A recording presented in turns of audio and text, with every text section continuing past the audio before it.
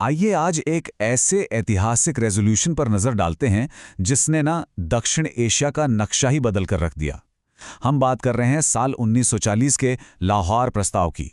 मतलब एक ऐसा कदम जिसने भारत के विभाजन की नींव रखी और जो उस वक्त ऐसा लगा जैसे पता नहीं कहां से आ गया हो। सोचिए, ये जो लाइन है ये उस वक्त के माहौल को, उस टेंशन को कितनी सटीकता से बयां करती है।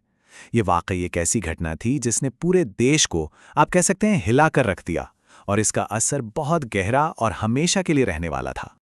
और बस यही वो बड़ा सवाल है जो हमें इस पूरी कहानी की जड़ तक ले जाएगा। क्या ये आइडिया सच में यूं ही अचानक से आ गया था या फिर इसके पीछे कोई और ही कहानी थी?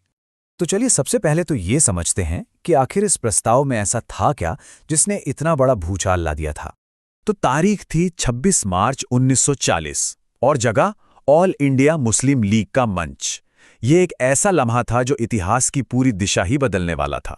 तो सीधे सीधे कहें तो इस प्रस्ताव की मेन डिमांड ये थी कि जिन इलाकों में मुसलमानों की आबादी ज्यादा है उन्हें मिलाकर इंडिपेंडेंट स्टेट्स यानी कि स्वतंत्र राज्य बना दिए जाएं। यहाँ पे प्रस्ताव के ओरिजिनल वर्ड्स पर गौर कीजिए। Independent states, sovereign. देखिए ये शब्द सुनने में कितने पावरफुल हैं, लेकिन ये पावरफुल होने के साथ साथ थोड़े एम्बिगुअस भी थे। मतलब इनके कई मतलब निकाले जा सकते थे। और ये सिर्फ कोई हवाई बात नहीं थी, इसका एक बाकायदा ज्योग्राफिकल मैप भी था। उत्तर पश्चिम में पंजाब, सिंध जैसे प्रांत और पूरब में बंगाल, इन सभी को इन नए राज्यों का हिस्सा बनाने की बात हो रही थी। अब जरा उस वक्त का पॉलिटिकल माहौल सोचिए। उस माहौल में ये मांग एक धमाके जैसी थी। इसने उस समय के सारे समीकरणों को एकदम से पलट कर रख दिया और हर किसी को सोचने पर मजबूर कर दिया। लेकिन सवाल वही है, क्या ये विचार वाकई में नया था? चलिए अब थोड़ा और डीप डाइव करते हैं और पता लगाते हैं कि इस आइडिया की जड़ें आखिर कहाँ थी। तो सवाल ये उठता है कि क्या इन खास इलाकों को एक साथ लाने का आइडिया पहले भी कभी किसी के दिमाग में आया था? और यहीं पर एक बहुत ही हैरान करने वाला कनेक्शन सामने आता है। पता चलता है कि दशकों से ब्रिटिश प्रशासक नॉर्थ वेस्ट के प्रांतों को एक साथ जोड़ने की प्लानिंग कर रहे थे। और तो और 1905 में लॉर्ड कर्जन ने बंगाल को बांट के एक मुस्लिम मेजॉरिटी वाला प्रांत बना भी दिया था। तो ऐसा लगता है मानो लाहौर प्रस्ताव का ब्लूप्रिंट तो पहले से ही कहीं तैयार पड़ा था। और ये कोई एक दो बार की बात नहीं थी। इस टाइमलाइन को देखें जरा। लगभग एक सदी तक अलग अलग ब्रिटिश अधिकारियों ने इस आइडिया को कि नॉर्थ वेस्ट को एक यूनिट बनाया जाए बार बार सामने रखा। लेकिन 1905 वाला ये जो अरेंजमेंट था ना, ये ज्यादा दिन चला नहीं। बहुत ज्यादा विरोध हुआ और आखिरकार 1911 में ब्रिटिश सरकार को बंगाल का विभाजन रद्द करना पड़ा और वो जो मुस्लिम मेजॉरिटी वाला पूर्वी प्रांत था वो बस इतिहास बनकर रह गया।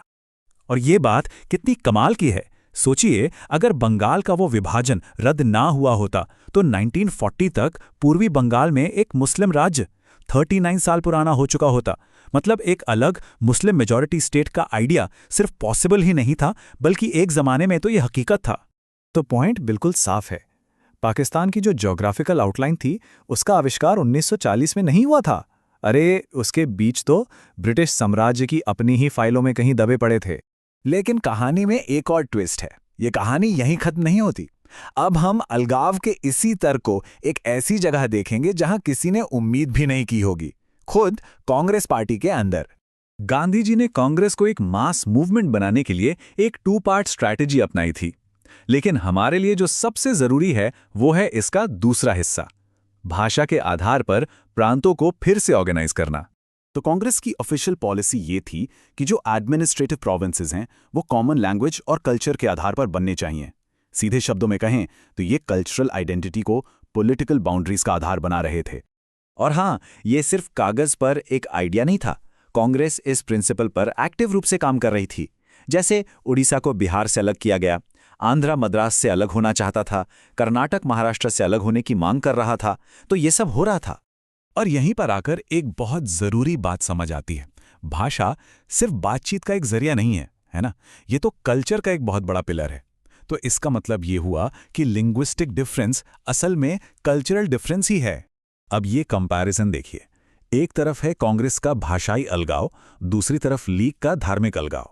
अगर भाषा से जुड़ी कल्चरल आइडेंटिटी के आधार पर अलग प्रांत बनाना ठीक है और उसे सबने माना भी, तो फिर धर्म से जुड़ी कल्चरल आइडेंटिटी के आधार पर अलग राज्य बनाने की बात इतनी चौंकाने वाली क्यों लगी? ये वो सवाल है जो पूरी बहस को एक बिल्कुल ही अलग नजरिए से देखने पर मजबूर कर देता है।